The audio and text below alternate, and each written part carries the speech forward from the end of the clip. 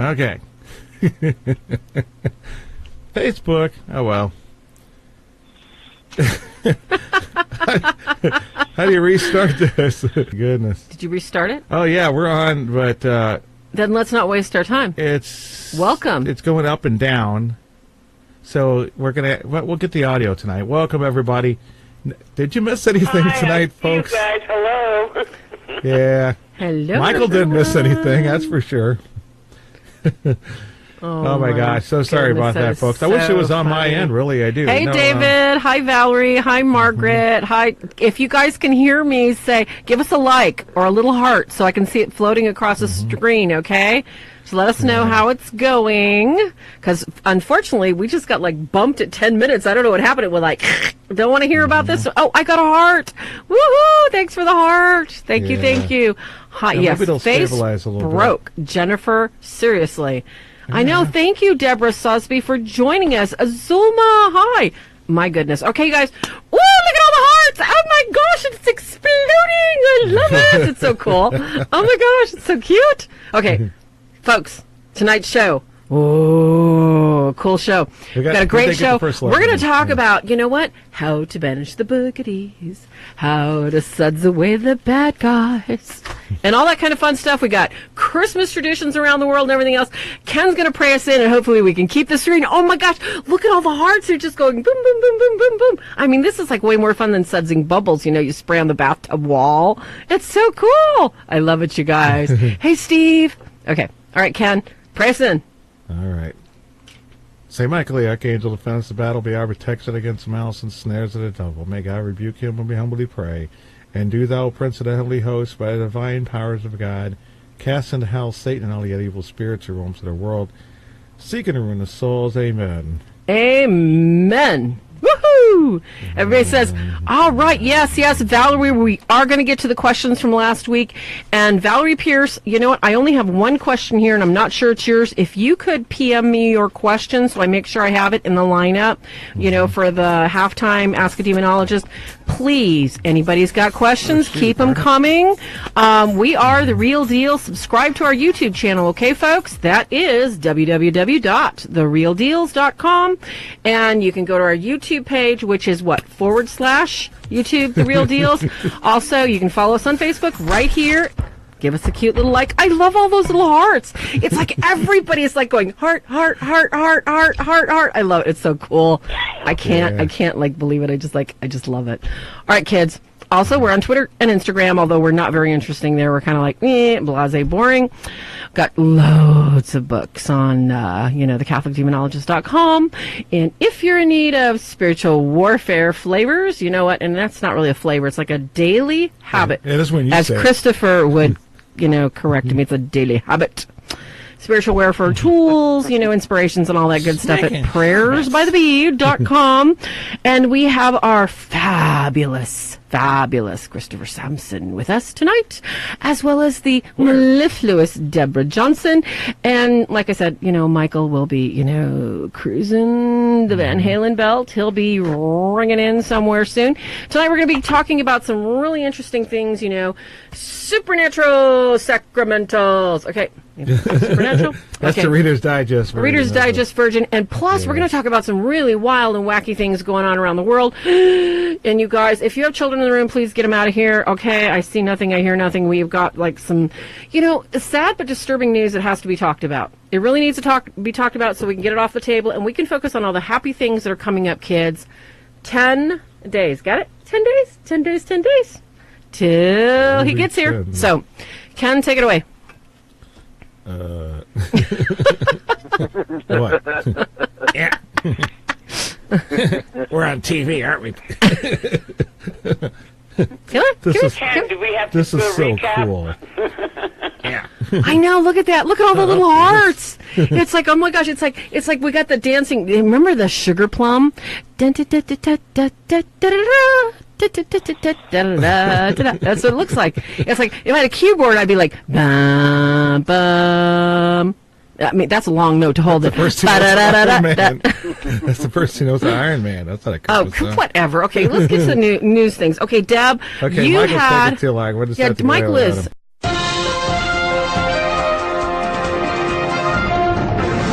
Okay, let's start with Deb's, because Deb's like got the horror shocker, and then we can go like into the happy sugar plum fairy stuff later. You think? Okay, Deb. Everybody. Okay, we're going to do a recap. Okay. All right. Keep it simple in case everyone knows about the Harvey Weinstein. Okay. Yes. Right. Thank goodness we had a whistleblower. Right. Because that whistleblower gave the courage to so many other women and men to finally let us know what's going on in the world. And then today, well, Mario Batali was fired from ABC News. Now, I watch him every day on the Really? show. Mario Batali? And, yeah. He's fired? And he, after work, he used to frequent a place called the Spotted Pig in New York. The Spotted Pig is owned and operated by Ken Friedman. Oh, my gosh. Ken Friedman kept a rape room, R-A-P-E, rape room, at the Spotted Pig on the third floor, where after Mario Batali would get out of work, go over there and drink. Well, Mario Batali was actually videoed groping unconscious women. And he didn't know it at the time. That's what they use it being for. video recorded. This is so awful. Okay, so there was witnesses to that. And he apologized for what he's done, you know, on national TV. And that's a shame because he had a lot of fans. Well, he owned over, like, 276 restaurants. Oh, but he owned a few of them, but he was co-owner with the other ones. Well, now they've taken off all his books off the shelf. And, Really? you know, and then another thing happened tonight. Dustin Hoffman. It was on the news. Really? Another in the Dustin 1980s, Hoffman case, in other words. when he exposed himself to a 16-year-old girl. And then... Did he learn anything you from heard Tootsie? about Kevin Spacey. Hello? What's wrong with people? Kevin Spacey was, you know, he was engaging in sexual contact with 18-year-old boys. Oh, and, good Lord, what's you know, wrong with people? the boy was Just like wrong. incoherent at the time. And then Corey Feldman. Now, poor Corey Feldman, his best friend was Corey Haim, Yes. who died of a Remember drug that? overdose. Yeah. Well, Corey Haim always confided everything in Corey Feldman. How Charlie Sheen had raped him. Every time on their lunch hour on the set when they were working, Charlie Sheen would sodomize him. Oh. So Corey Haim thought that, you know, he didn't know. He was a kid. He didn't know any better. He thought that was a part of life and growing up. But his mother, Corey Haim's mother, appeared on Dr. Oz. Lately? And she said, no, that never happened. Charlie Sheen never did it. No, I can understand the mother talking like that because she doesn't want she's people money. thinking that of her son. Yeah. You know, so I could really understand that. I can't. But according to Sean Astin, he stands by Corey Feldman, and he knows what's going on. And then Mel Gibson had to have a say in it. Mel Gibson said it was a cult going on for years in Hollywood, and it's still going on. Of course. That I believe. And he knows what's going on, and he will never be a part of that. That's why you don't hear too much, you know. That's well, why he Hollywood had that didn't new like him. It's not Christmas just because movie of coming Passion out, of but Christ. Other than that, Mel Gibson has known about it, but it wasn't his place to talk about it or speak about it. And he never, you know, took in it in any form or way. Yeah. So, you know, it's just one disgusting thing after another. And thank goodness for this whistleblower on the Harvey Weinstein, because it's bringing everybody out and it's bringing everybody down. This should have been done years It's ago. horrible. But, you know, people didn't have the courage. Now they all stand with me too. You know, it's happened to everyone one way or another. Sarah? Oh, it's horrible. And I agree. It's, yeah, and they're not asking for money in lawsuits either. No, we're not. That's We're not. nice, They're not seeking damages or anything. They're That's when just it saying seems more credible too. So it's getting done the right way. I think it's an identification factor is what it is. It's really horrific. And, hi Cecilia, hi Sophia, hi Rhonda, Monkey Man made it. Just a couple quick highs for everybody being patient with us tonight. Rosalie. Yeah, gotta go like that. I know, right? Dawn, John Malik, Joe Speranzella, good to see you. And Hey, Joe. Rose Ellis. What we're looking at is we're looking at an opportunity for... And everybody knew these kids in school, the kids that were picked on, the kids that were spit on, the kids that their lunch money was stolen, and everybody just kind of shrunk away and didn't say anything. 98% of people walked away and nobody stuck up for these kids, okay? We all know who they were. Bullying was not as prevalent as it is today. This is a form. These sexual allegations is a form of bullying. It's a misuse of power. It is what Christopher would say. It's the result of the fall of Adam. It's the concupiscence of the desires. It's disordered. Mm-hmm. And what are they doing? They're using power and they are using sexuality, their own lust, to put people in positions that. How can they say no? How can they say no without losing their jobs, losing their opportunities? And they're just saying, yes, this happened to me too. You need to face it. You need to, accuse, the person that did it and say, you know what, this did not make me feel good. And, you're a rat, whatever, this is wrong. Mm-hmm. And unfortunately, these kind of soul wounds, kids, these are the kind of things that lead us to make very dangerous choices that not only lead us into sin, but lead us into oppression by our choices of sin, our vices, our overeating, our oversmoking, our overuse of tranquilizers, our fascination with the occult and having things magically pour from the sky. I told somebody today, excuse me, but money's not going to fall from the sky. You need to go and knock on the door and go wash dishes or something. Or appear in a jar. Exactly. You're right. You're right, Farah. I was telling Arnie earlier this evening that when the kids were bullying, even when I went to school, when kids were bullied, they would just, they would just go home and just stay by themselves. Yes, they would, and just kind of hole up. About, committing murder or cutting themselves. They just went home and minded their own business. And I told Arnie, I know about Newtown here, what happened at the school. They talked about it for 2 days.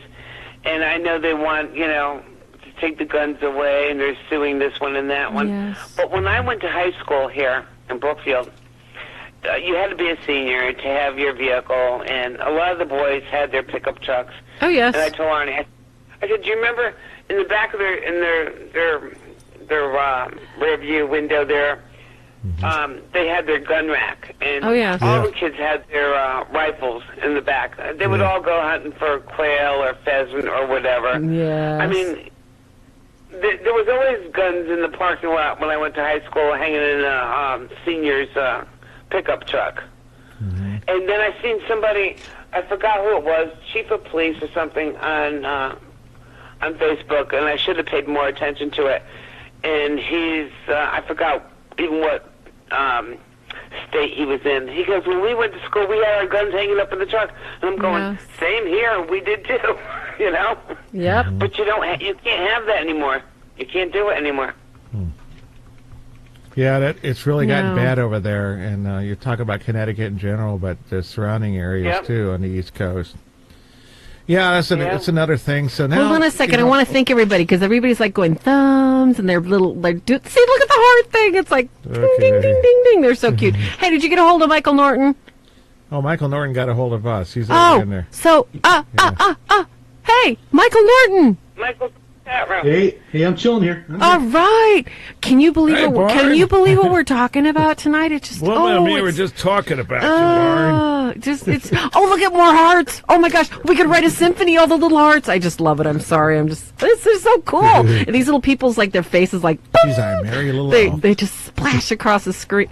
It's like they look like notes. They do. It's just like I want to sing them. It's like, oh my gosh, look at that. Just like three at once. Da, da, da, da, da, da. Okay, hi Mike. Hi, Mike. Oh, my gosh, there's Doris. It's so cool. I feel like a kid with a new toy. It's like I don't have to do anything. Just look at the screen. I mean, it's just so pretty. It wasn't working today. No. I don't know. Maybe it wasn't working before. That's so crazy. That's so crazy. Hey, do you have a rough day, Mike? Or are you doing okay? Doing okay. Just had a busy day. Well, you know what? That can be a good thing. That can be a very good thing. It really, really can. Did you see a lot of bullying in your school when you grew up?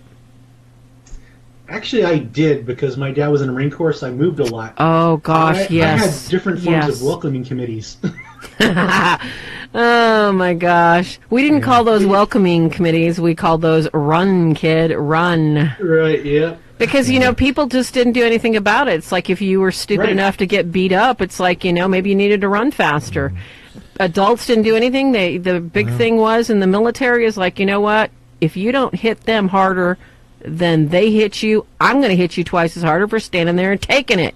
Well, bullying's exactly. Well, that's what I actually started competing in martial arts because of that. Wow, really? And that's what I learned. And then you never got to use it, did you? Oh, my gosh. Survival, right? You never got to use it, right?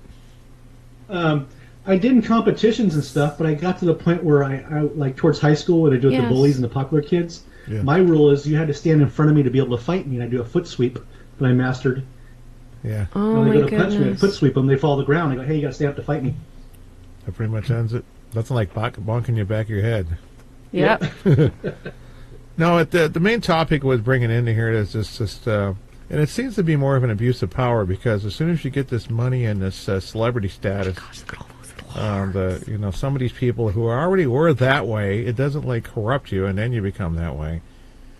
And you have to ask yourself, it's like, what are the morals of society in general? Or what did you get forced into as a kid if you're now an adult actor and you're passing it on, the disease, spreading a disease, a little Queensryche. Well, I know for a fact, too, it's not just these movie stars. Like when I deal with the Cambodia stuff, yes, a lot of these crimes coming back are against American CEOs.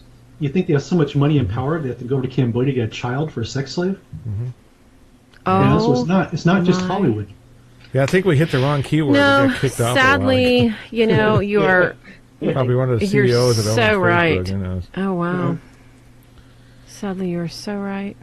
Yeah, and you have to watch the news pour out with it. But Deb was saying, okay, people criticize to some degree, like the Time Magazine Person of the Year was persons. I think it's because one of the problems with the whole thing is all the boy who cried wolf women out there who did it for money, who did it, they did it for money, but no one's really purely motivated by politics. It's got to be money involved, to even pay them to vote or whatever. But they become the the accusers because of a payment of some sort, instead of being somebody who's finally not afraid to come out and speak because, this is the time to do it, because they won't listen to him. You remember how many years Corey Haim got? Corey Haim's passed away. We're talking about Corey Feldman. Yes. Earlier. How many years has he been talking about this, and everybody's been ignoring him? At least, 2 decades, 3 decades? I don't know. How long? Yeah, because he's old. Christopher? My favorite's Barbara Walters' response on The View to him. What did she say? Something about, do you realize how many people you'll bring down if you make these accusations? Oh, good. Yeah. I'm sorry. I can't say good Lord. That's a curse. Yeah. That is horrific. How about all the people? Oh, my goodness. That's what it is. It's like, keep it silent, and you'll still work in pictures. Typical Barbara Walters. Typical Mel Gibson Barbara obviously Walters. didn't care.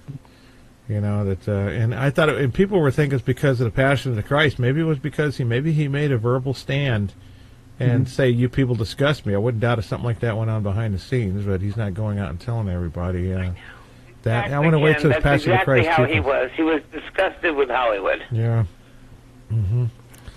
So it's just one of those sign of the times things, and it just means we have to watch out for our kids even more. Don't trust people like on that level. It's bad enough. You know what we've been reading a lot of, but it's really disturbing. Is it seems to be? It's like, okay, you got single mothers, they date, and it's like you constantly hear. And I just heard something on the radio that this time the girlfriend bashed in the baby girl's head and was being charged for murder, in this county, instead of the other way around. But so, these people are dating people, and it's obvious they don't have the love and, like of the real father. Well, I mean, if the father and the mother's not around, the maternal one, that doesn't say that, that they were wonderful and they were cast aside because they're wonderful or anything like that. But it's just all screwed up out there. And keep your kids protected. Watch it. Don't trust your babysitters. Remember the bear cams that they were selling and still sell, so you could watch your nanny or babysitter. Don't think that's going overboard. Do all that stuff. Be aware of what your teachers are doing, especially when they get older and coming in. I can count here in Joplin just in the past year, we've had at least 4 or 5 just in a town of about 50,000.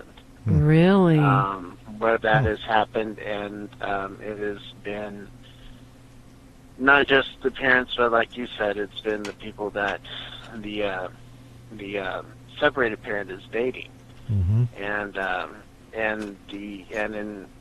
not in every instance has the child died, but I mean, you never want to hear about a child having to go through that. No, you don't. I know.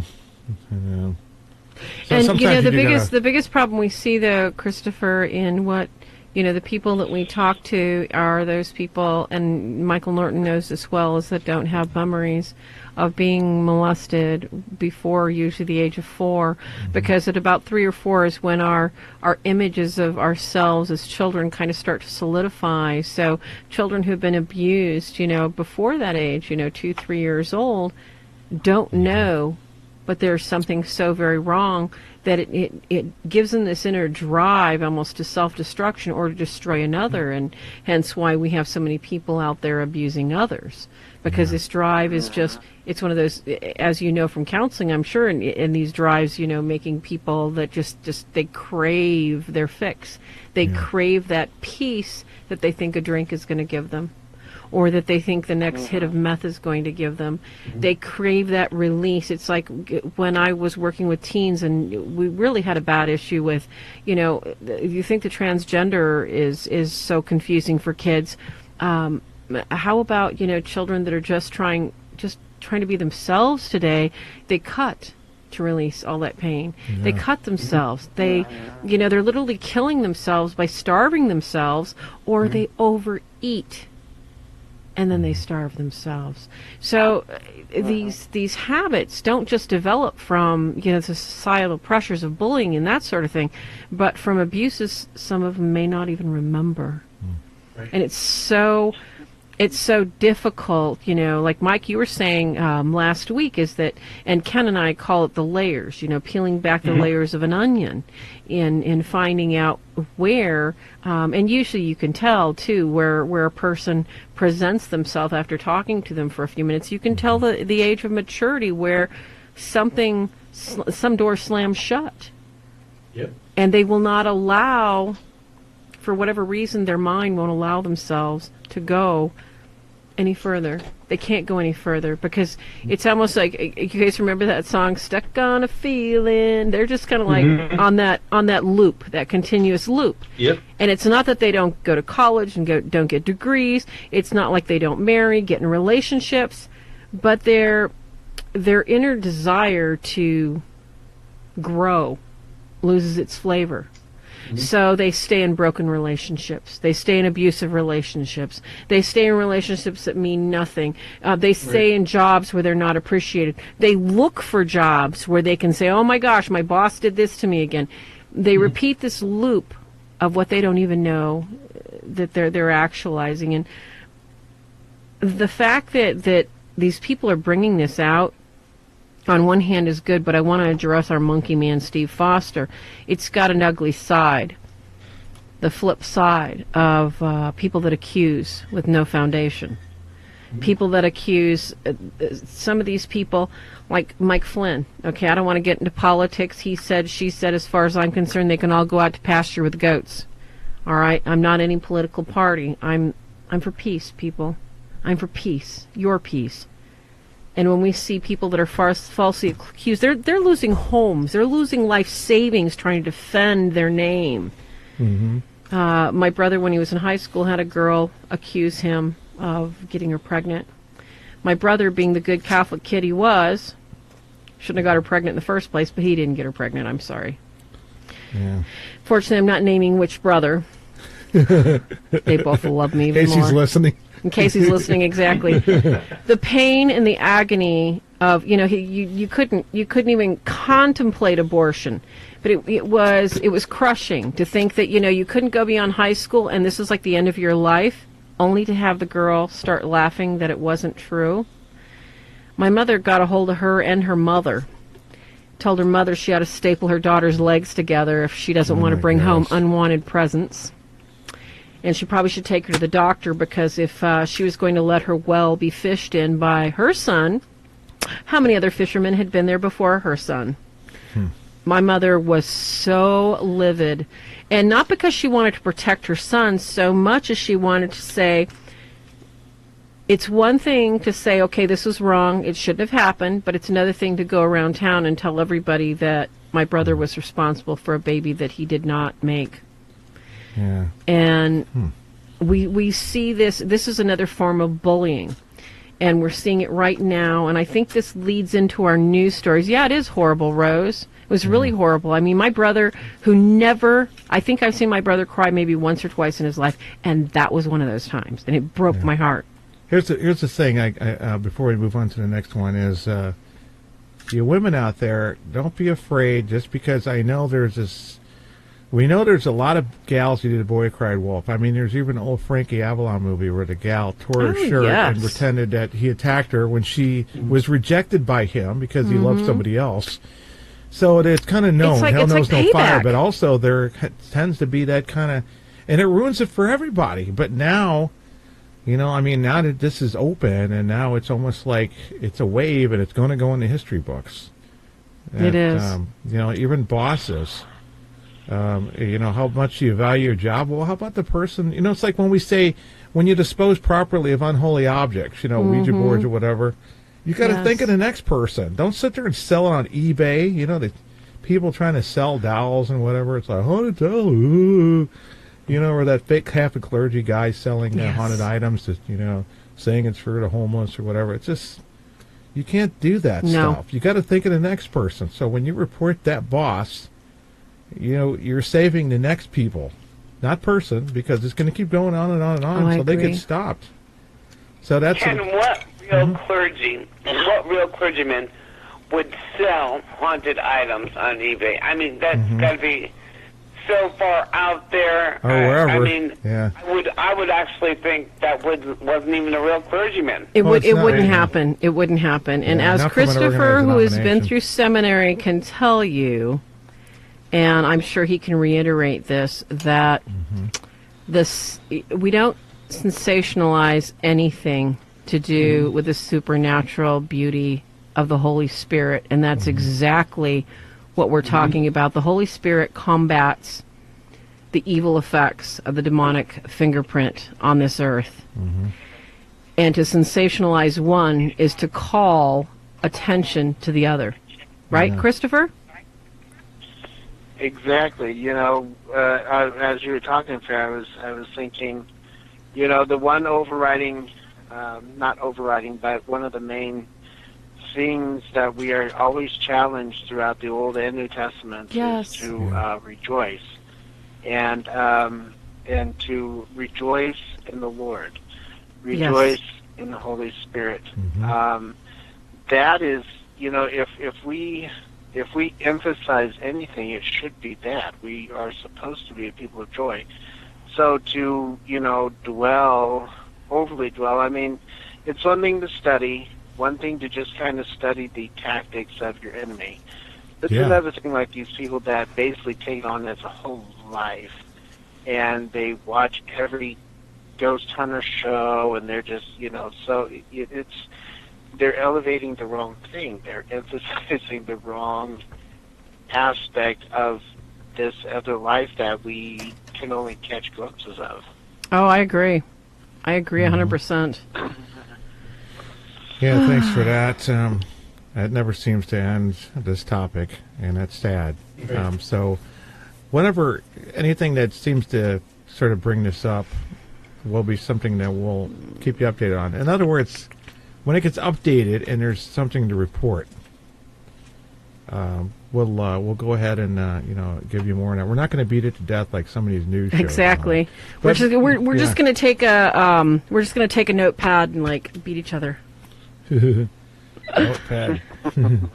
It just and that sort of bullying kids is just we have to stand up for it. We have to say something. It's so much different than bullying. Oh. You know how there's always been this complaint. Guys, I don't want to go on and on. We can't because we have so many other things to talk about. Michael's finally here, and that's how it happens too. Let's jump into one of our news items, folks. We're going to cover a couple of news items, and we've got some things to go over. And I really, really, really, really want to talk about Krampus. So, Okay. It's the holiday. You might have seen this article, and it says modern day witches call theirs a beautiful way of life.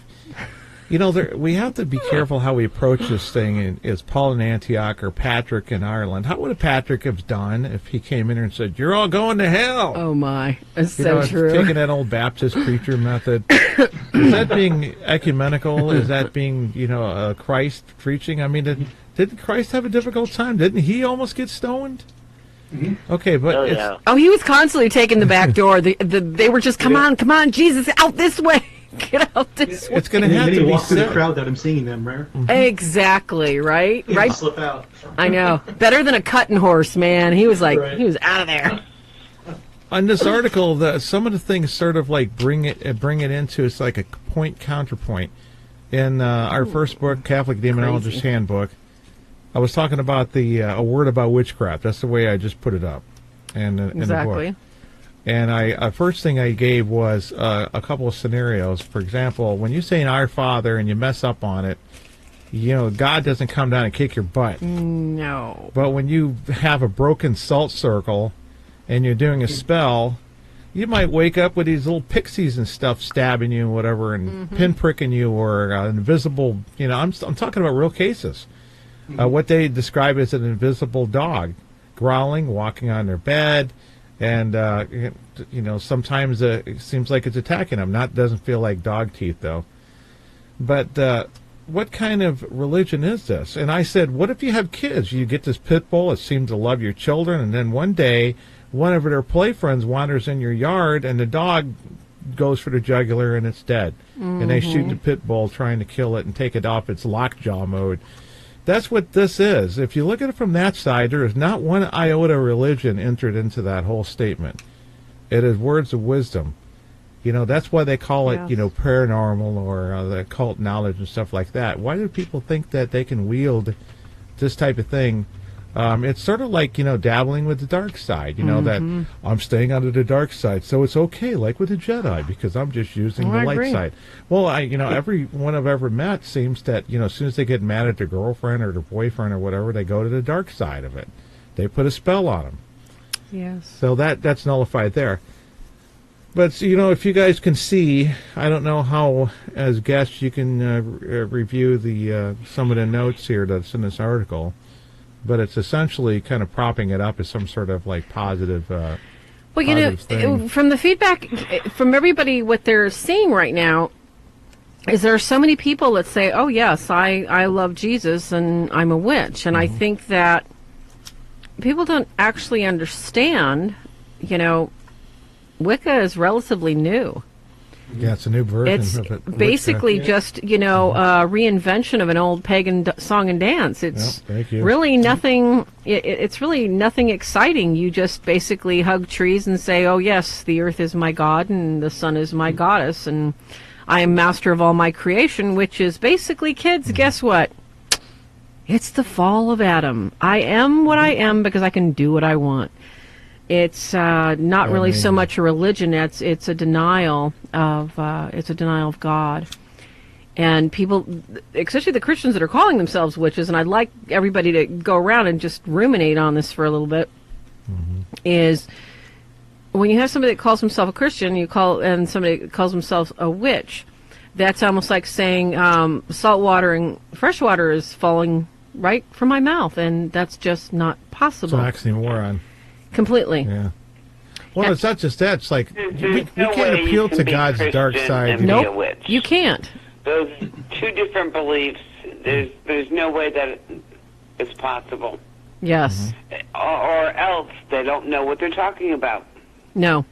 You're either Wiccan, or Precisely. you're a Christian. And, on that note, because we're going to have to get a break here real quick, kids, I want to make a point to every single person listening or anybody watching this video. All right? Well, after the news item, anyway. Go ahead. No, because we still have to talk about this. We're going to come back and talk about this after the break. Kids, Ken and I do not push religion down anybody's throat. We don't promote any specific religion. What we do is we bring you the truth, we let it go, and it's up to you to do something with it. Okay, kids? Because we love all of you. We want you to be at peace. We want you to be happy. Okay? And my poodle is probably not going to make you happy, but... Well, it's got to go to the bathroom. I guarantee you my Jesus can, but I'm not going to shove him down your throat. I'm just going to, we're just going to give it to you straight up. So I think it's like, I'm not a Bible thumper either. it's like, no, I don't thump my Bible. I hit Ken with it. we find out that the only thing they can do when they get in trouble with it is they have to go to the brightest light. You have to go to the extreme. There is no gray shades with God. He is a pure, bright, white brilliance. He is the brightest. And when you Solomonize, I'm making up this new word. It's not to be confused with Simonizing, like with your car. Solomon eyes, that you're mixing these other deities, which are demons, they're fallen angels, all of them identified. They're all afraid of Jesus. When you say Jesus' name, when they're identified and whatever. Exactly. And you guys got to listen to us. These demons enter. If you want to get clear of what's going on. I mean, if you don't, if you're totally happy with it, well, we're going to love you where you're at, but we're going to, kind of feel sorry you're not really taking the bait and jumping in. So, kids, don't go anywhere. We've got so much more. We're going to come back and talk some more about our little merry friends dancing in the woods, playing with fairies, and so much more. Oh! And what? We got the sudsy stuff to give away. Wash away your what? Can't say it live on air, but hair. Don't go nowhere. We'll be right back. The Reel Deels. See you soon.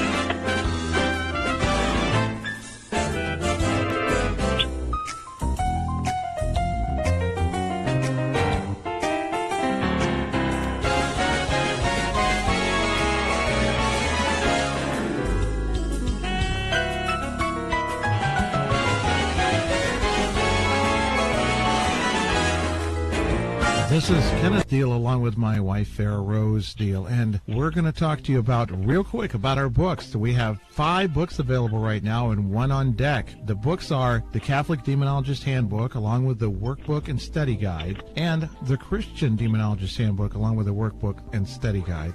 And that's for all denominations. While we also have the Haunting Self-Help Guidebook. Any and all of these books are going to help direct you to not just the natural causes, prevention, prayers, to assist you, to keep you and your family protected. Yes, real solutions done by real people in the field. And we're sharing our knowledge and information to help you help yourself, or help a friend or a client if you're in the field yourself. www.swordsofstmichael.org or www.catholicdemonologist.com. You can buy the books direct and get them personally signed.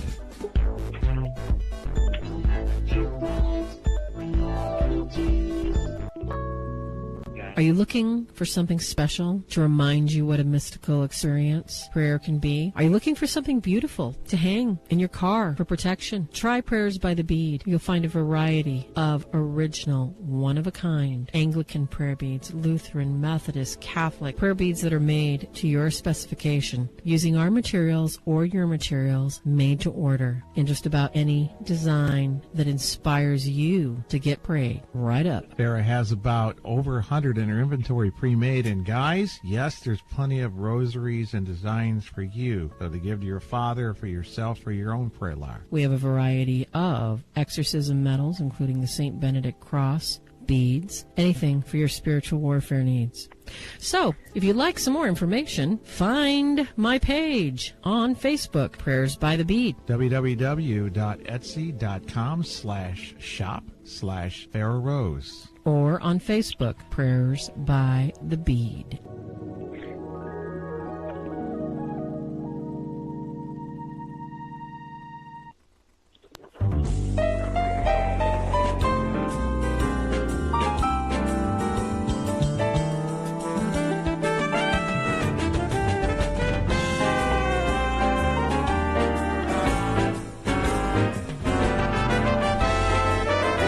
As we already had mentioned, that January 18th, we're having John Carpenter on. John Carpenter, a noted author, psychologist, that's his profession, his day job. But he's going to be on, we're going to be talking about church miracles and Mary apparitions. And he is, such as we are with demonology, he is for these topics. So we're looking forward to that. As I was talking about, let's keep an eye on the website. If you have any problems with Sword of St. Michael, that won't be me, .org or the radio show. But eventually we're all going to just go into swordofstmichael.org and everything will interface from there. But the Reel Deels and all that will go there. But it'll have a learning tutorial center. We'll find out in January what we're going to be able to do with that. And a community. And not like Facebook with all this. You remember when you first started up with Facebook and how, I'm not going to say, how about convoluted? It was just over the top. And I remember going from MySpace to Facebook. It was like going from web page design to writing the code. It was just, it's constantly asking people, and it's me, it's like, for me, it's like, this is Facebook is the common core of the social media. As it was back then. Now people know where Common Core is because you're frustrated, and I'm with you if you throw it across the room or burn it. Hopefully it's ended, or it is ending soon. It's someone's bid to just come up with something new and fancy. You remember the new math when it came out, and I don't know when it was, the late 70s? I don't know what it was. But why did they have to make stuff new, to teach something old? And Microsoft won the bid with the government, and they paid them a lot, I think that, during the last, not the last 8 years, but during the 8 years of the previous administration, it seems like it was like that movie, Rodney Dangerfield, where it was like he got $1 million, and in order to get all the inheritance, he had to spend that $1 million before a certain amount of time.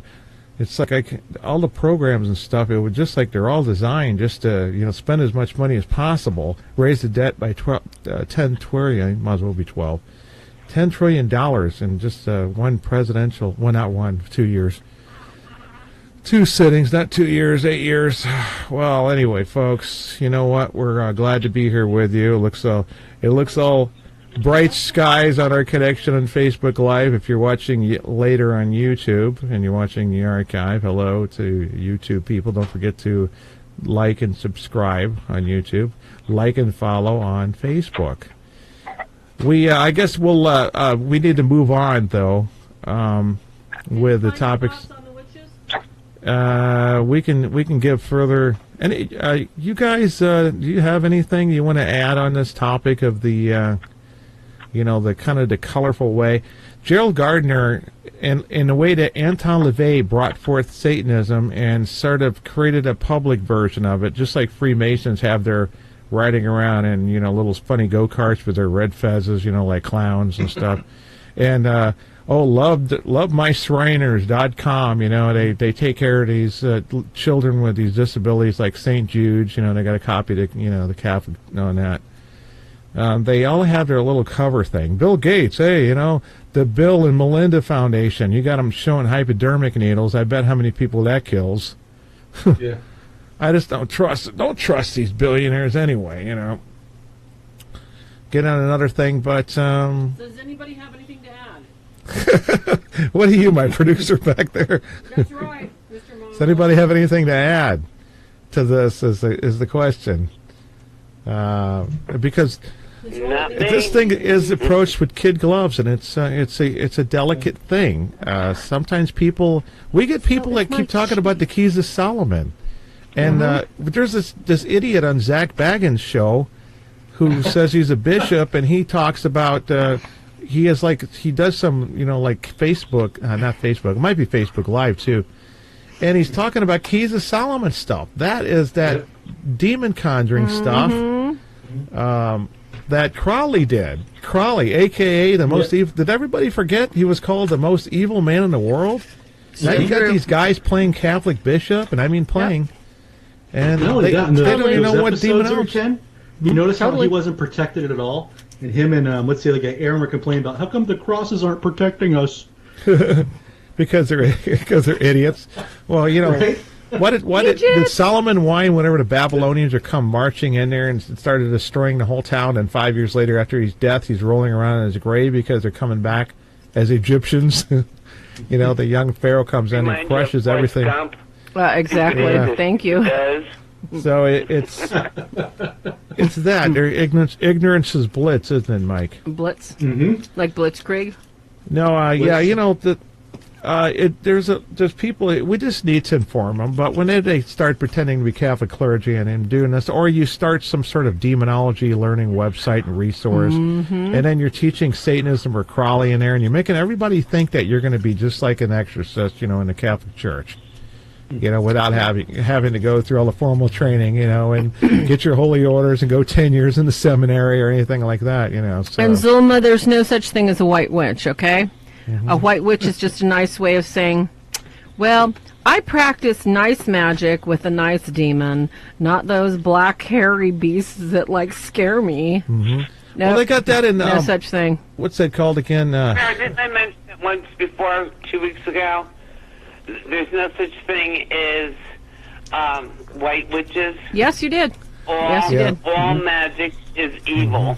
Whether is. it's white or black. Yeah. It's a deception, I know exactly, there's better sweetheart. ways. There's some catchphrases or whatever you can come up with for that, but that's pretty much straightforward right there. That religion that goes. Why do I always forget this one for some reason? Because you're such the a one boy. that goes with India, not Buddhist. What is that? What's the India religion? Oh, Hindu, Buddhism. Hinduism. There's a lot. Thank you. It's Hinduism. It is Hindu because you have Kali. Father Amor. We don't get too many of those. No, but we Father don't, Amor thank goodness. said one of the most difficult types of spirits to get out comes from the religion of Hinduism, and and Voodoo and Satanism. Those are the three. So, you remember Hinduism's got this goddess of love and orgy, whatever. I don't know, but you feel good. I mean, we're not supposed to feel good when it caters to your flesh, like the tree of knowledge. I mean. It's called the There's a red flag. Kama Sutra. You'll find it, It's called the Kama Sutra. self-sacrifice or self-serving. And you actually call upon certain gods to make the beloved one love you. And they have more positions than I think the apes in the trees, and I don't want to go into that. or behind the glass at the zoo. It just Yeah. it's really just not it's not talked about in polite society, folks. Yeah. So it doesn't matter if you're going to the devil and you're asking him if you can borrow $1,000 to pay off your hospital bill because your wife just had a baby, or to fix the roof in your house, or if you go there because you want him to bump off somebody that pissed you off. It's still you're going to the devil, and you have to look. And in this religion, this brand of religion, I mean, they didn't consider religion. I mean, even in a lot of areas. That they considered the highest one is called the Great Horned One. Now ask your coven leader or whatever about the Great Horned One, and then why does it seem to resemble what we consider Satanism, or Moloch, or there's these crossing barriers, and that should raise huge red flags. The great horn one? There's no coincidence. What happens to the nature thing? You're supposed to dance around exactly. la la la, I'm a nature witch. The great horn one, oh yeah. Does he, come on, there's some red flags there. I hear ya. All right, let's move on. We don't want to beat that one to death. So what's next on the agenda? Hard to sound that derogatory.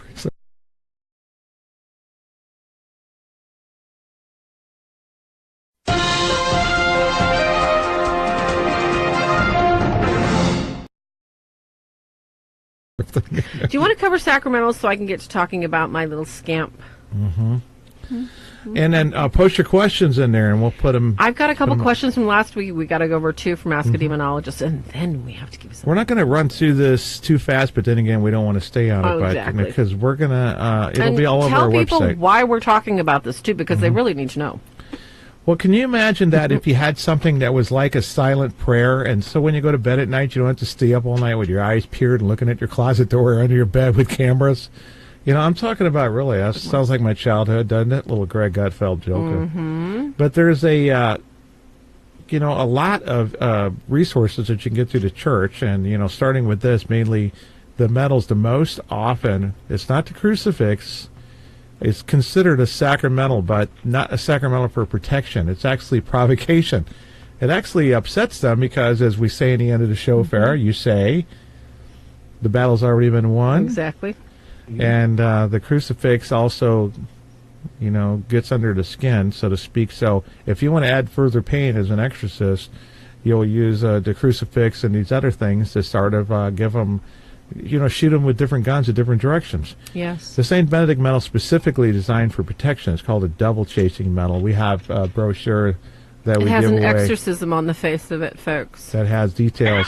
And you can't see it exactly right here. I can actually prop it out a little bit right here. It says, get behind me, Satan, drink your own poison, basically. So we had the benefit Woohoo, look at the little hearts are going again. I see the hearts. That's so cool. And they even point out the symbolism, too, what these things are. So some people, and I'll move this one just out of the way. But you can read it on osb.org. That's the Benedictine website. And they used to have the medals. They used to give them away. I don't know if they do anymore. Sometimes they do. Sometimes so the St. Benedict medal is really good for protection. If you put it on in the process, not in the process of, but while you're having sleep paralysis every night, you'll find out it won't be as effective. You'll have to get it off you and then put it back on. In other words, there are other prayers that are going to need to be done in addition to it. But if you had it on since the beginning, you may not have ever gotten sleep paralysis because it gave, basically your gate was never opened all the way to let that sort of thing happen or get that close to you. And, well, of course, it's kind of a general thing. We hang it over doorways and stuff after, houses are enthroned, blessed, and that's a last step to kind of seal it. And you face the cross outward if you have to pick a direction. Hang it on around your neck. Wear Not it 24/7. That we don't like St. Benedict's cute little face or anything, but... Yeah. The cross has the exorcism. Yeah, so the miraculous medal is one that the community is out there. Yes. And, there's tens of thousands of paranormal groups out there. It's exponential. And when the show came out... Paranormal State, they started using Benedict medals in there. Before that, there was, I don't know, just our Swords of St. Michael, right, Deb? And a few others, that's it. And so now that that's popular, and they got an idea, if they know how to use it, we're hoping, well, it's time to get mainstream on the Blessed Mother's medal. It's nicknamed the Miraculous medal for good reason. You can look it up online. But let me give you an example. There was a possession case, a step in possessions, where they know it's coming back, like your brother David. Oh gosh, I hope I didn't get his name wrong there, Deb. When he knew the demon was coming back, he called him the Beast, right? And he would just have this vision. He's coming back. He's coming back. Remember that? Oh yeah. Of course you remember. Yeah, of course I remember it, Ken. It scarred my memory for life. I know. Sorry, Deb. So it would come. She would have this understanding that it's returning, and she would hold the Blessed Mother medal off holding it by the chain off of her chest because it would start to burn her. She'd feel a burning. And it wasn't the St. Benedict, it was the Blessed Mother's medal. Yes. In incubus and succubus cases, the Blessed Mother medal is the most, effective because of her purity and, humility, obedience, all the things the devil hates. But like I said, particularly purity, the complete opposite of what succubus and incubus will represent. Any comments? And of course, you can add some of your own things in there as we go along there, Mike and Deb and Christopher. Well, I'd love Christopher to introduce this because, you talked a lot about this, and I love listening to Christopher's ruminations about what is a sacramental. Yeah, that's a good one. Well, yeah. So in other words, can my pen be a sacramental if I take it to church? If you bring what to church? If I bring my pen to church, my cute little writing pen, can that be a sacramental? No. Thank you. No. No. Come on, pick up your armor. Sacramentals by nature are those things that they're not to the point of sacraments, which, the fancy theological definition is the outward sign of an interior grace reality, but they are still reminders of that presence of God. So, say, for instance, holy water, or a blessed medal, or a statue, not that they are in themselves some kind of magic, voodoo, whatever, but they are as meaningful to us as, say, a picture of a beloved family member, or something. It evokes a certain feeling that helps lift our minds, lifts our hearts. And so that's what a sacramental does. Every time we bless ourselves with holy water, it's kind of that, I have been baptized in Christ. I am meant for more than this world. And I'm supposed to be about doing something. Yes. And so there we go. Fantastic. Another thing to add with the Blessed Mother. And, go ahead. As sacramentals also, Ken and Farah. Yes. I wear the brown scapular of Carmel. Wow. It is said that anyone who wears the brown scapular, that brown cloth, yes, shall not suffer the fires of hell, no matter what sin you have committed, as long as you've repented. That's a big one. That's a big one. Repentance. Are for illness.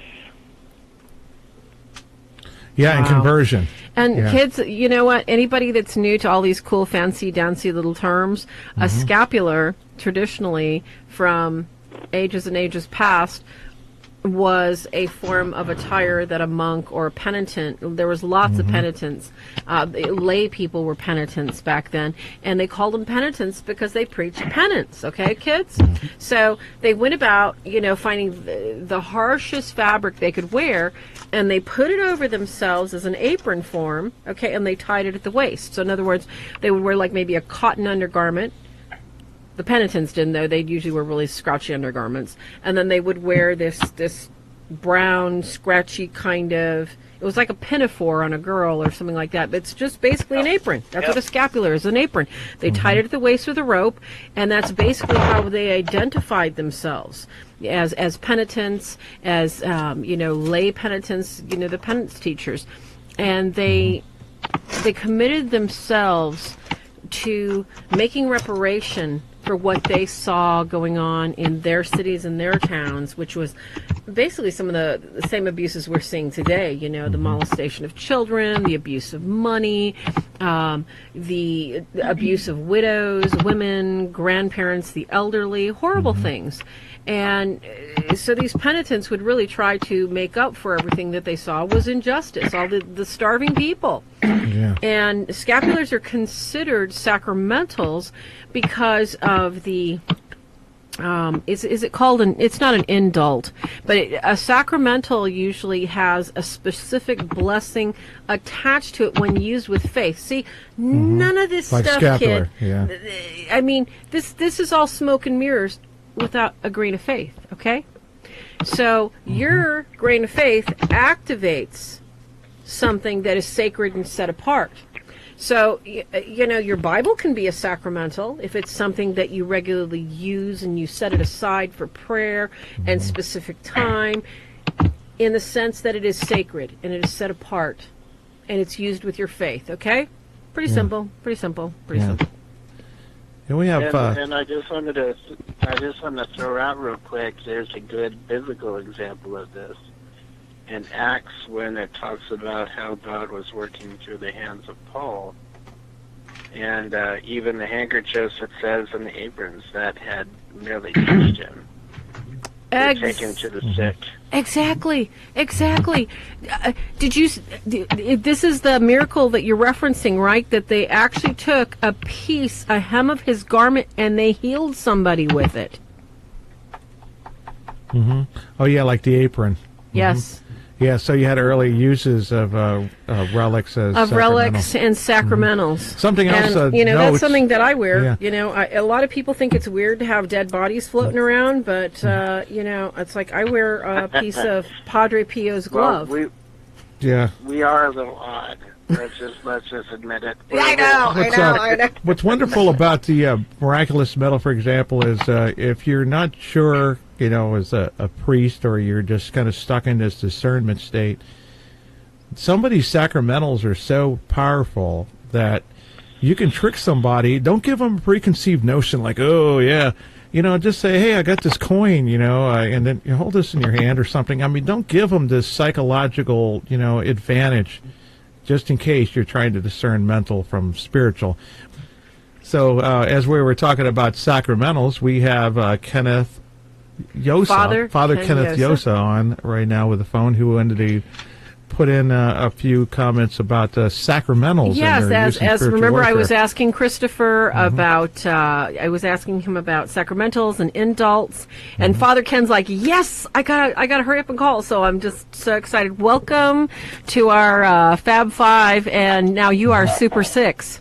It's blessing being with you guys. Bring me up to speed. What were we looking at? Well, basically, we had covered the St. Benedict medal, and we had talked about the miraculous medal and its ability to help people with the seed of their faith to basically keep the enemy at bay. And what we had just discussed was what a scapular traditionally was, an apron that was worn. And we were just explaining to people just some of the simplistic things that, with our seed of faith, it activates great grace. And that, we were talking about specific relics, how something could be made a sacramental, with your faith, such as a simple rosary or a Bible. And that's how we were trying to explain it, Father.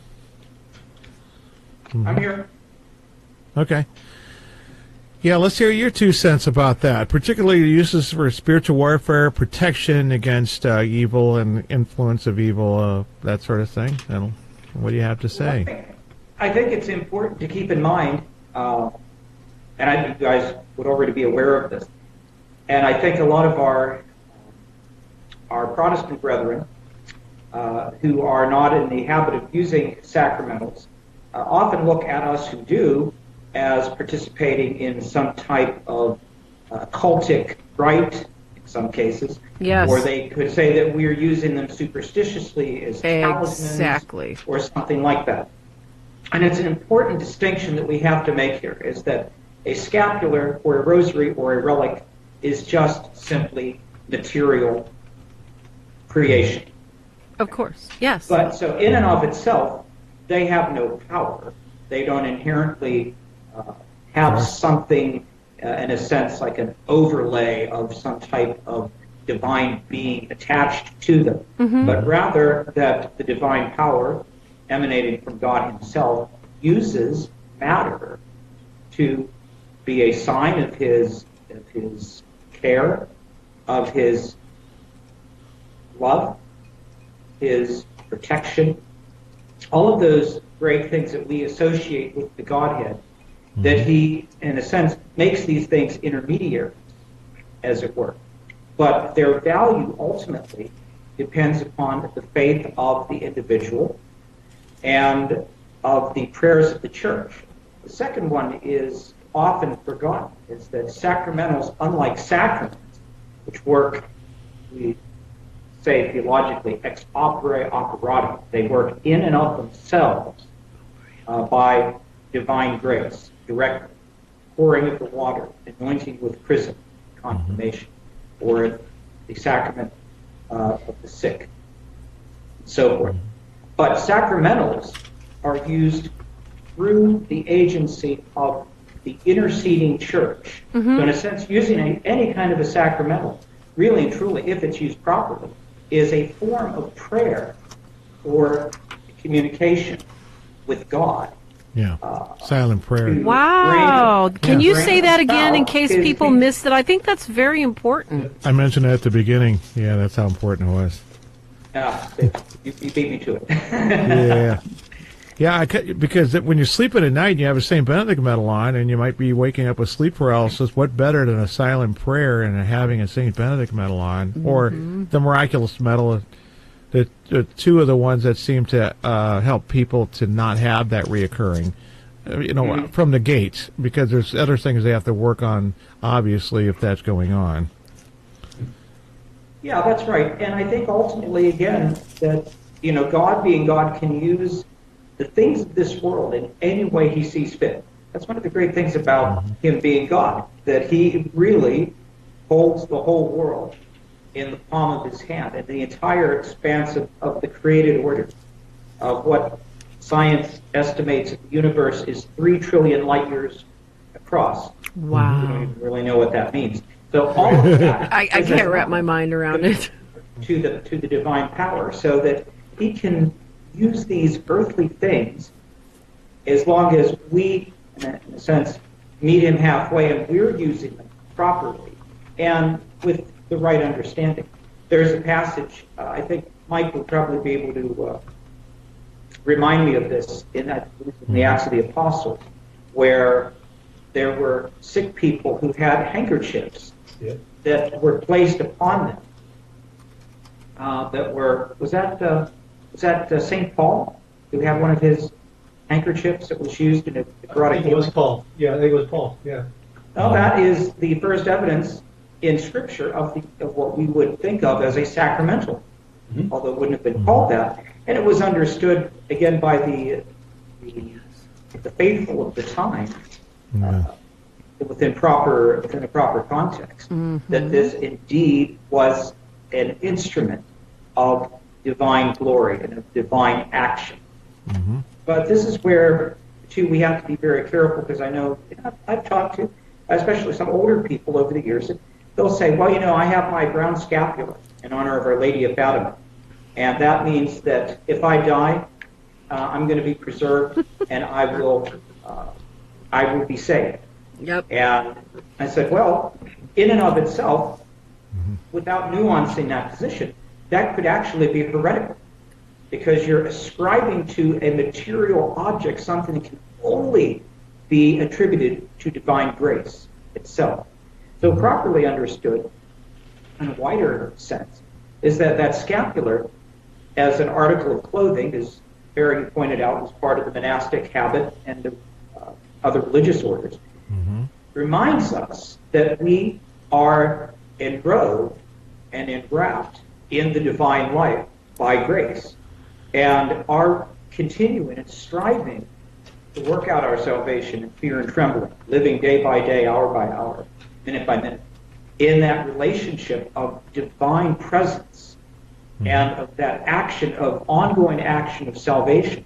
That's what brings us to our ultimate salvation. The scapular can be a reminder of that. And again, God can use it in ways that we may not even be aware of because of the faith of the user. But again, that's an important distinction. The sad thing now is I think we've gone to the other extreme, especially with a lot of the young people of the millennial generation who don't even believe in God or don't even have an idea about the divine action in the world and in the lives of human beings, which of course is another issue. So Totally. I don't know. Both extremes, I guess, have to be avoided, don't they? And to try to proclaim, the understanding of grace, alive and active in this world. Father, so that's why we have Christopher Sampson, because I'll tell you what, I can't thank you enough for calling in. We actually picked Christopher Sampson's brain silly because he is our resident seminarian, now fabulous, married, almost Franciscan super guy.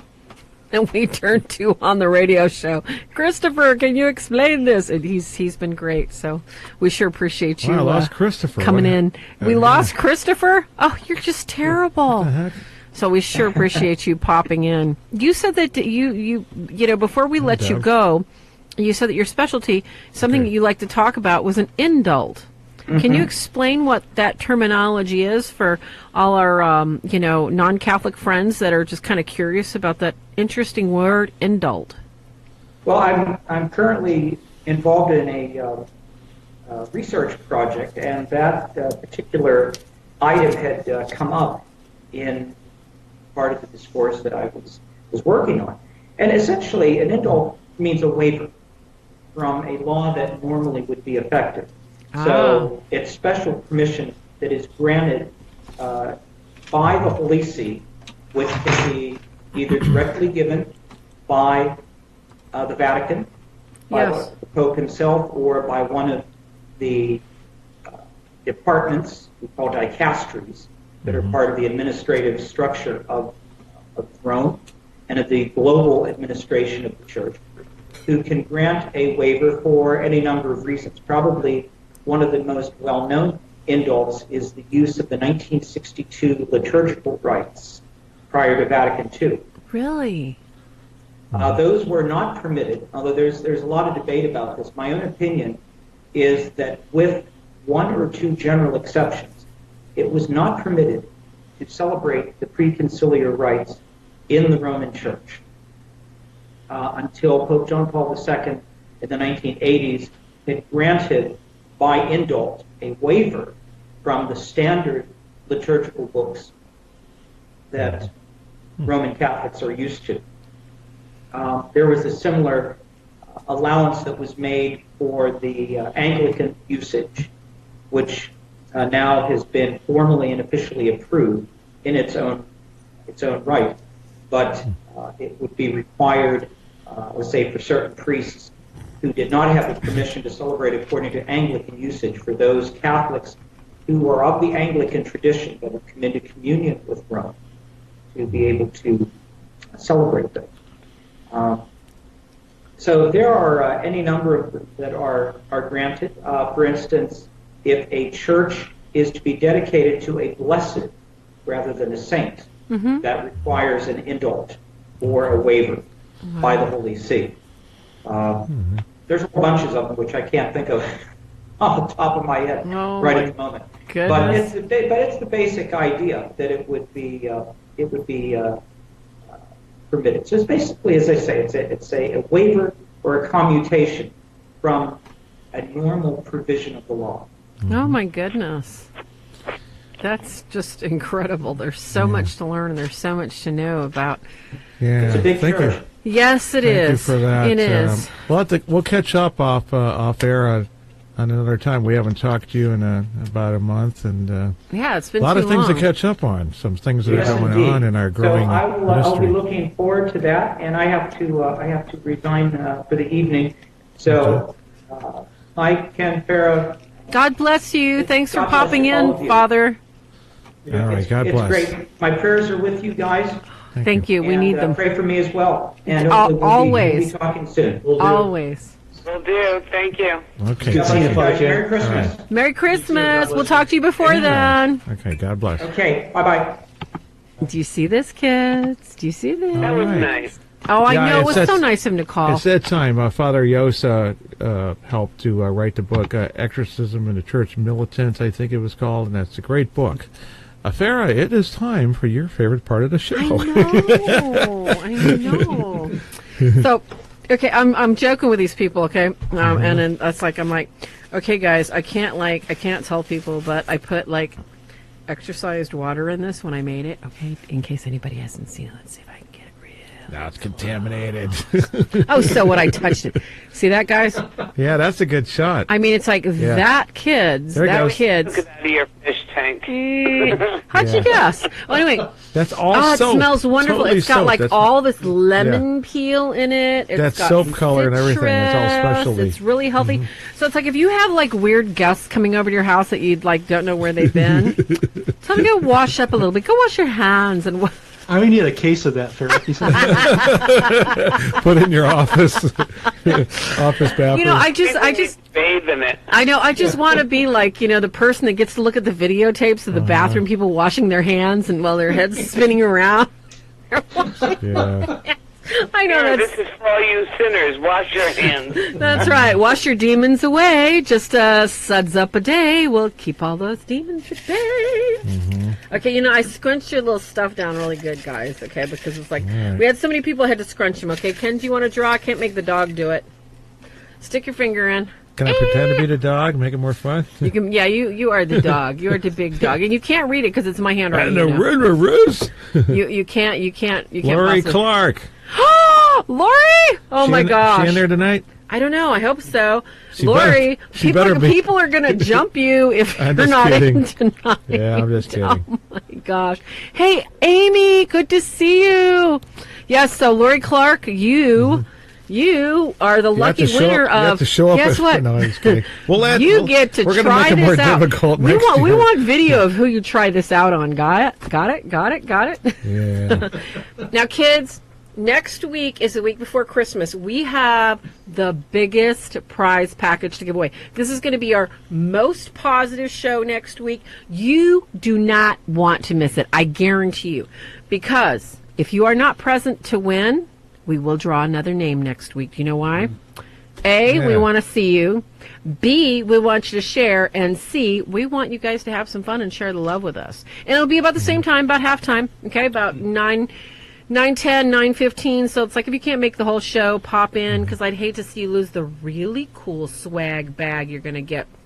Now, we're not talking the baby bag, all right? Because so far we've been giving, like, the baby toys away, okay? Like the little baby bag, see? The whole little party bag that, this is for my friends. See that? This isn't the baby bag next week, all right? You guys are getting the big bag. So stay tuned for that. We're going to put, like, big old, just like question marks all over our pages. You guys have to guess what's in it. Onward and upward. A key ring, maybe a rosary or a chaplet. Oh Maybe, my gosh! maybe, Oh my gosh! maybe. I guarantee you're gonna love it. You're gonna love it. Don't You're worry, not. You're not folks. gonna wrap your dog in it Yeah. and throw it in the stall. Okay. There's still another chance to win. And also, Serious. tonight we're going 10 minutes over because of the technical difficulties Facebook presented to everybody. Yeah, I know it did. And we have to get to our favorite part of the show where we Continue. ask Oh, well, I guess you could do that. Yeah, go ahead. Let's get a question before we run out of time. Ask a demonologist. Okay. All right, go ahead. Okay. All right. I got to put on my little brain cell here. Where is my glasses? Where is my glasses? You have glasses? Yes, I have glasses, darling. It's like I need to read something up close and personal, okay? All right. So this is a question from last week, kids. Everybody put your thinking caps on. All right. Now, what happens? Okay? What happens? Good question. That's how every that's good not the story question? begins, Ken. Ken. What happens when someone other than a Catholic gets possessed? Now, Other Mike. than a Catholic? Well, it depends. Oh, you mean other than a Christian or other than a Catholic? This is other than a You know Catholic. what? I think that question is totally directed at Michael. I know. Like I say, hey, Mike, All I right, like well, this. Michael, start that one. We'll make Michael will eat anything. Let him try the cereal. Yeah, really possessed, Mike. No Bob Larson possession that you're addicted to smoking. That's not possession, all right? No. That just covers the entire Michael, I spectrum. had to direct that to you. I know, doesn't it? Oh, come on, let's have fun with this. We say it's non-Catholic. That covers Christian, non-Christian too. That's a. It does. It does. covers like everybody. Cover both individually, Mike. And you can cover it as general or as specific as you It's want. the same old thing, though. It's like Exactly. Just to deal with this too, like I said, I'm gonna go back to Cambodia. One of the stories I shared with you earlier is we had a child that was possessed because of the stuff that was going on with her, the ritual stuff, and she wasn't ready to accept Jesus yet. But I knew she was eventually, so we just prayed over her for protection. And I know when she gets saved, we can go in there and work on it. But we really don't want to do anything. That's maturity in your faith, whether Catholic, non-Catholic, Christian or not. You have to discern the situation. And know how the Holy Spirit's going to protect them until the time they're in an environment to receive Jesus. And I know this little girl was because she was in a Christian orphanage. And again, it was the proper timing and the proper thing where it wasn't forced upon her, where she legitimately, accepts Jesus as her Lord and Savior, even at that young age of 10. But yeah, I mean, that's the classic example. I don't care if they're adults or what. If they're going to reject Jesus, then I just walk on. There's not much you can do. And I've had that too. My early on cases, I had a lady possessed by Legion because she was a psychic. And she didn't want to give up her psychic powers, and they were throwing her against the wall. No. And it was like, well, you want to accept Jesus? No. Yeah. Then I'm done here. I can't do anything. Your husband wanted me to just force it out of her, so you can't do that either. Nope. She's got to make a decision. That's right, and that's hard. That is so hard to watch. I agree with you, Michael, and Farah and Ken. There's a question from Jennifer. Well, it's not really a question, but she wants to know, what if a Jewish person has the same problem? How are they exercised? Because they don't believe in Jesus. Okay, that's like the question. Okay, how does the Chinese guy put on his jeans? Same way the French guy does. Yeah, that's an extension. Hello. Okay, so we have legs. We have non-Catholic. We have Jewish. No, I'm sorry, I'm snarky. And we have pagan. Ministry in Burning Man, and we had a Jewish woman came in, Yes. but she was a Reiki healer who walked away from her Jewish faith. Yes. And so I was going to say, hey, nothing we can do for you because our demons are manifesting. I said, God goes, well, ask about our spirituality. I go, off chance, what's your spirituality? He goes, I was raised Jewish. And I go, well, can I call on Jesus? She said, no. I said, I call on Yahweh? She said, no. I said, about Elohim? She goes, yeah. So I just called on Elohim, and then after a while I went to get my Bible, and I read all the verses out of Ezekiel that were, the prophecies of Jesus coming. And she goes, wow, what were you reading? Because those things hated it. And I said, well, you need to go look at these verses, see what it's all about, because I couldn't use Jesus, but use the prophecies against them, This thing's no scripture. Yeah. So even if he's mentioned as a prophet, he's still being mentioned of Jesus. I mean, from that perspective, anyway. Yeah, you got to realize that prayers of deprecation is the way that they only had before Jesus gave us the new covenant. Yes. They were restricted to begging God for mercy, free my daughter of this demon. There was no forceful way. There was no direct way. Nothing. They used frankincense and myrrh to keep things away, but or maybe lighten up the effects of a possession. But until Jesus came, there was no authoritative way for any person, or prior even to Jesus himself, not just the apostles, for that to be done. So. Yeah, and that's one of the problems, of course, that we're going to run into from anybody who's not Christian, first off, is that there is no name that can be spoken like the name of Jesus, because the little ones, especially to zip and run, and that should be noted just from personal experiences. Yeah. And we experience things that's like the 7 times 7 thing, and it's like, hey, that's in the Bible. I didn't go in the Bible and then I look for it and then I see it. Oh, there it is. And so you look hard for it and you find it. No, it presents itself and then you're like, I just got validation. UFO aliens don't like Jesus' name either. But there is no name you can use. Any deity, you name it. Doesn't matter what you look like or whatever. Sometimes there is a mercy from God in heaven through His Son Jesus, that if you don't know Jesus, you don't recognize Him, you don't give Him the proper authority, you think He's mythology, and you use it, it may work just simply because you're being shown the power of Jesus. Such as Jesus healing. What was Jesus healing for? Exactly. To show that He had authority through heaven, to connect Him to God. And he did it right on the spot. When they challenged him, it's like, well, what do you think? What's more hard to believe, that I'm the Son of God, or this man can just get up and walk? When he's lame, And, Jennifer Evans had made a really interesting point that, yes, the Jewish people are very faith-filled people towards God, and there's Messianic Jews, and they do not have a ritual per se to exorcise or banish demons. And of course, one of my favorite stories in the Bible, folks, is the story of the sons of Sceva. Sceva was a priest, and they decided that they were going to go ahead. They didn't believe in Jesus, that he was the Hamak Mashiach. I can't even pronounce it correctly, but he was, he was the Christ. He was the Yeshua. So they heard, they knew, they saw the testimony, and they went and they thought they were going to go into a house and they were going to use Jesus' name to drive away the demons. They really got their fannies handed to them. They were beaten so bad, they were tossed out the door. And they were made an example of, because they did not have faith.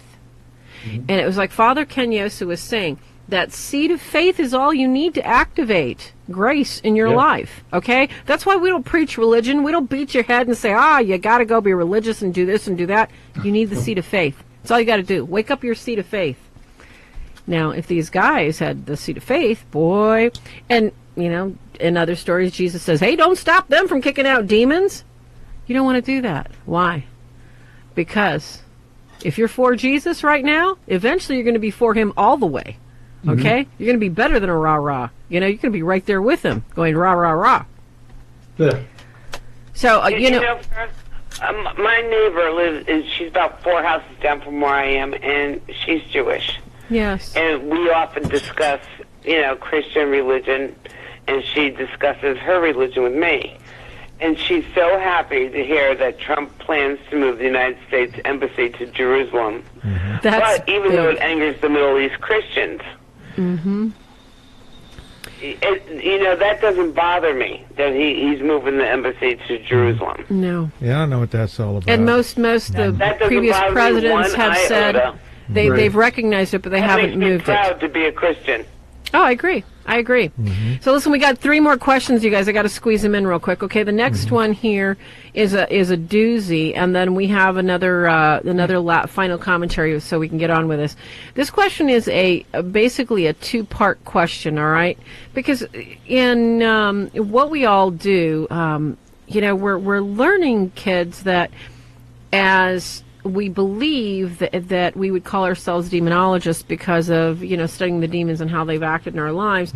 It's more appropriate at this time to call ourselves closers. Now, why do I use the word closers? Because I'm not interested in how, the demon's talking to you. I'm not interested in how you're talking to the demon. I'm not interested in how the demons are keeping you up. I'm not interested in how the demons of your sins are driving you nuts because, you've got to go have sex, you've got to have porn, you've got to have this, you've got to have that. You know what I want to know?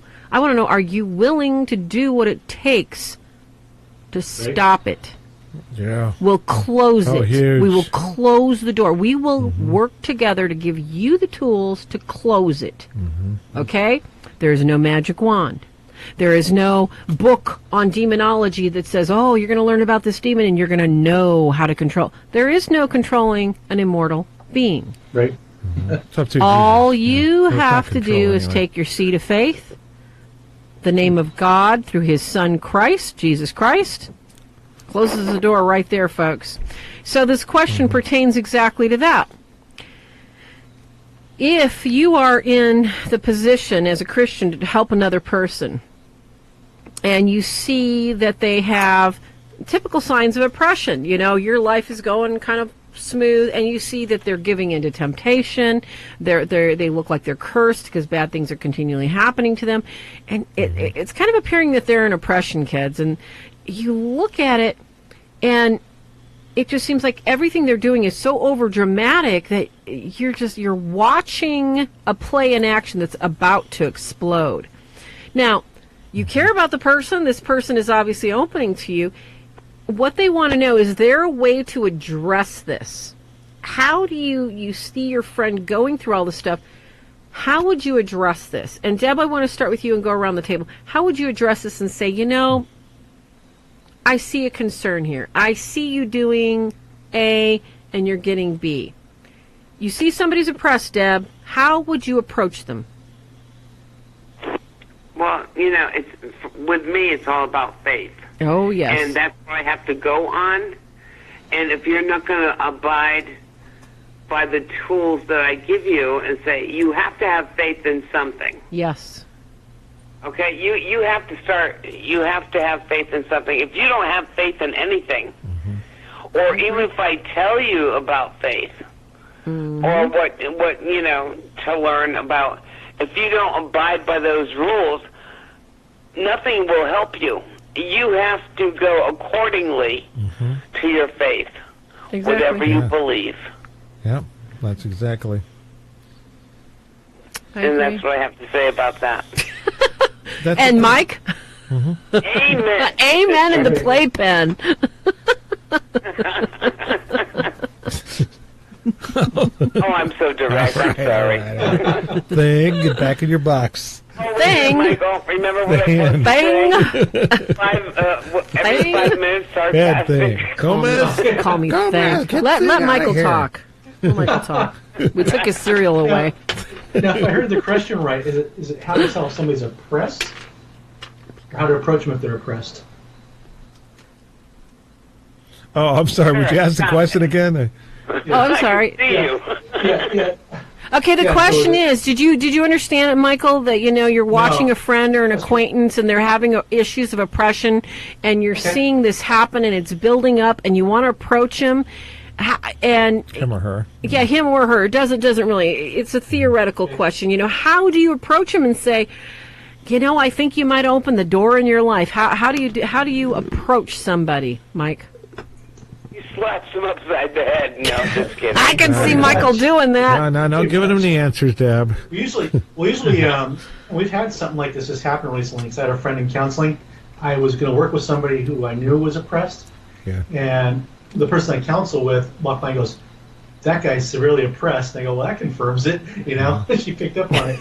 So, what we do is we get him off the side. A couple of my friends and I who are, spiritual, and he's spiritual too. The person that's going through this, and we just tell him, "Hey, what the heck is going on? We see you as being oppressed.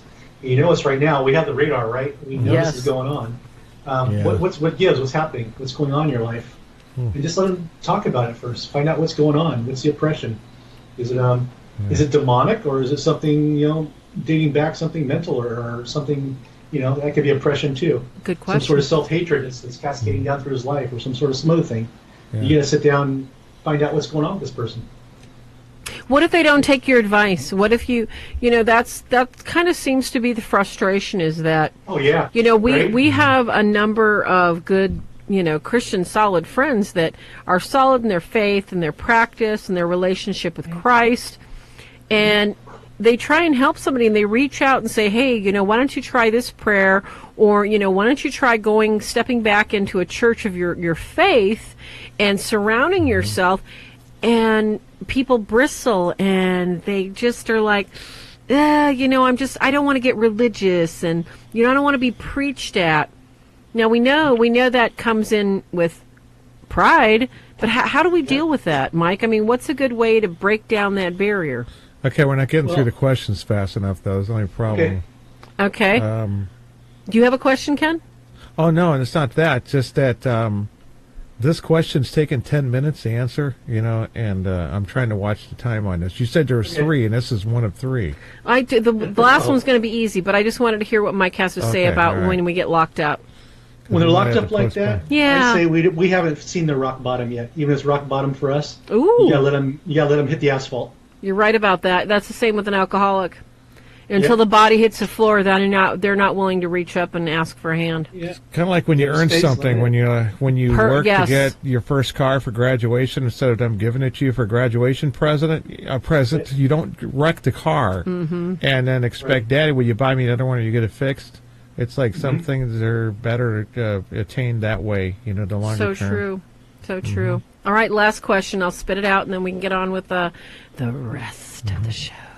All right, kids. The final question here for Ask a Demonologist tonight is, and this is a good one because it comes up, but we need to reiterate it. The question is yoga evil? And is yoga the same as, the Hindu faith? Heck yeah. The second one, definitely, yeah. Yeah. Yeah. All right, Mike, go ahead and answer a portion on that first, and I'll add something after you. Okay. I have worked with cases of Christian possession with yoga because they thought it was okay.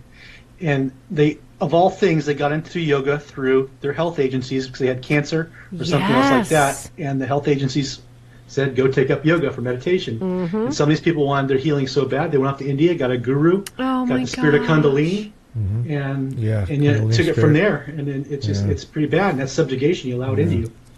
Mm-hmm. That's direct invitation, seen exactly. From this too. I've seen levitation. People's eyes roll in the back of their heads. People slither. I've seen it all. So I'm going with heck yeah. There's no way to fix this. It's just stay away. Oh, I like Amy Iveson. She says, take ballet. It'll stretch you out so much better. There's other stretching exercises you can do. This is, again, the Hindu spirits that we're talking about, that Father Amorth, the former chief Vatican exorcist, the founder of the International Association of Exorcists, that started a real program to train priests for the modern century because they kind of lost all of that. And you got Father Gary Thomas, who Michael's met personally and worked with before, who was in the movie The Rite, featured at least in some fictitious manner in some part. And I think Father Vince Lampert. I can't mention the others because I hadn't discussed it with him, but except for Father Amorth, who said it in a few newspaper articles, that this is of that Hindu faith.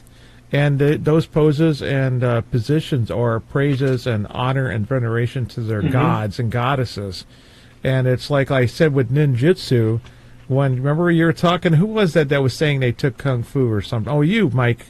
Yeah. Or whatever. And I did that too, and I never got to use it. But, of course, since I had kung fu, I got, I trained with somebody. But one of the things, that kind of reminds me of is, like, I got this book on ninjutsu when it wasn't popular. And there was no movies about it or anything. And I saw some things in there that were just symbols, and I'm like, why is this doing, and doing these kind of things? That doesn't do nothing. And then I realized those are, you're doing symbols with your hands that are calling spirits. It's like sign language for them. So don't be so dumb. It's like, if it works, don't go, oh, it works, cool. And we go all the way back to that witch thing. That if you think that nature spirits are, answering your prayers, think again, you broke the first commandment anyway. The God of gods, as that used in the Old Testament, does not like, you invoking other gods. He's your creator. Yes. So it kind of comes down to that. Don't play with this stuff that they kind of modernized or what do you call it, made it the mainstream or the norm. Like, eventually I think pedophilia is going to be considered norm. Just watch. Now you're getting shocked and awed. No, Weinstein, all that stuff. But just wait. The next thing it's going to be, they won't take down the man-boy love sites, on the web. That's what's horrific. They're not going after. I already seen it on the internet. I don't understand that. People want to have, pedophilia. If it's a 30-year-old person wants to mess with a 3-year-old, they want their rights too. That's their sexual behavior. Yeah. Oh, exactly. And that, they claim that a boy, as young as 4 and 5 can be consensual. That's what they'll do. Move the consensual age down, and suddenly, because the other part's normal. That's just wrong. Yeah, and I have a feeling it's going to sneak in through Sharia law. Well, of course it is, because Sharia, it's called bocce. And that's just, that's their man-boy play. And I guess I should have not left out bestiality, too. Expect that. No. And then everybody's just going to sit and you're going to ignore it. Don't expect it not to go away and not to become law of the land. And you to be violated, and your family and your, whatever else, too. Your younger sister, your grandmother, whoever's available. You got to fight. Stop being the silent majority or minority, whatever you consider yourself being. Mm-hmm. You know, so. I just want to stick before we finish, honey. I just want to stick my final word on about to get yoga. The giveaways for next week too. And no, I'm gonna surprise you guys with giveaways. So I want you to watch this weekend, like Saturday night, Sunday. I'm gonna have some really cool little teasers. I'm gonna put like little tiny pictures. You're gonna have to be like, what the heck is she trying to post? But I just wanted to get in a final thing on yoga because a lot of people say it's the exercises. The exercises are so comfortable and it's so good and it's really great. Well, I'll tell you what, so is gymnastics. So is ballet. Yeah. If you take like some of the stretching exercises from like Jack LaLanne from like the 50s and the 60s, they're just as difficult. They're just as good for meditation. The poses are just like as cool as yoga. And you're not actually imitating a worshipful position to an unseen God that is part of an Eastern mystic cult. All right? Now we told you. Upon interviewing any guru, any Swamahanda guru, whatever, Yamahasha guy, you do not separate yoga from the worship of the religion. So you cannot take Kali out of yoga. All right? You cannot take the goddess and the gods out of yoga. So you can say, oh, yes, well, I'm just practicing it. Same thing with Satanism, too. What does Jesus tell us, folks? If Jesus tells us specifically that if you believe in me, if you do as my Father asks, what are you? You're saved. So consequently, you cannot tell me that if you have a Hindu faith and you do as the guru do, what are you doing? What are you doing? Hello! Wake up! Don't do as the guru do. That's what we say, okay? Just don't do it. You know, do some like boxing. Have some fun. Is it already that time? Do we already have to cut our show off? I don't believe it. I don't believe it. Oh my gosh, it's already the end of the night, folks. I thought he was going to give me another 5 minutes. Okay. So, we have to remind you, Michael Norton's got some fabulous spiritual warfare books out, kids. And you can get your signed copy directly from Michael Norton on spiritual warfare. And gosh, we got to cover one of his books one of these nights. We're so bad. And Deborah Johnson, she likes to hide in Facebook somewhere, but you can always say hi to her here. I know, I almost Yeah. Shut that mouth. Chat with her dinosaur. I know, chat with her dinosaur. We're always posting dinosaurs for Deb because it's kind of like a personal joke. Her and her dinosaurs. Thank you all. Joe Spernsall, it was so nice to see you. Steve Foster, Zuma, everybody. Margaret Bennett, it was so nice you came in. Thank you so much for your patience. That was so, just so much fun to get interrupted halfway through the show. And as always, folks, we want you to remember. What do we want you to remember? The battle is won. Okay? It's done. Over with. We're here to help you fight the fight and win it right, kids. Find us anytime. Facebook, YouTube. Here we are, The Reel Deels, and we're going to have some more fun. You cannot miss next week's show. More Sacremntals. Do not miss it. We only got one page of Sacremntals, so and you didn't even let me go over the history of holidays. I wanted to talk about Krampus. Oh, Krampus. Wow, how about that? Yeah. Hello. Right. Okay, right. now We did. Hey, we could do it next week. That's right. Let's talk about Krampus next week, okay? And let's talk about the Yule goat in Sweden that they burn. Sure. No. Oh, serious. Sweden. In Sweden, we do the Yule goat. Battle, I think, isn't it? We burn the Yule goat. We don't eat it. We burn it. Mm-hmm. I know, right, Michael? That's right. All right, so lots of traditions, lots of fun next week, kids. Yeah, we try to keep it light so that the darkness doesn't overtake you. That's right. I hate to say, but there is some truth in that. So educational and then, conjure it. Yes, next week, and we'll be back. Thank you all for joining us. God bless you all. Night. Night. Thank you. Smoochies, smoochies.